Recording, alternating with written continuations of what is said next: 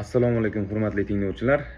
Bizga chet elga chiqmoqchi bo'lgan aliment to'lovchilar juda ko'p murojaat qilishadi. Qanday qilib chet elga chiqib ketsam bo'ladi?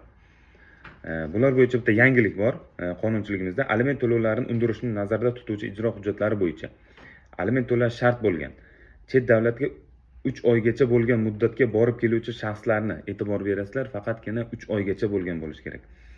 Chet davlatdan qaytib kelmasligi natijasida aliment to'lovlarini to'lash yuzasidan fuqarolik javobgarligini sug'urta qilishga doir sug'urta polislari mavjud bo'lganda, sug'urta polislarini ilova qilib, davlat ijrochisiga bitta iltimosnoma yozamiz va bizga o'sha chet elga chiqishimizni vaqtincha cheklovchi qarorlarini bekor qilib beradi. Albatta, sug'urta tashkilotlari sug'urtalovchilar ro'yxati e'lon qilinadi va biz ular bilan sug'urta shartnomasini tuzamiz hamda bizga sug'urta polislarini taqdim qiladi.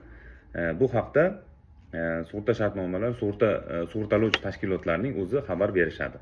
Agarda mana shu huquqlaringdan foydalanish yuzasidan qandaydir nomuvofiqliklar, noaniqliklar bo'lgan taqdirda bemalol bizning advokatlik tuzilmamizga murojaat qiling va huquqlaringizni professional tarzda himoya qilib beramiz.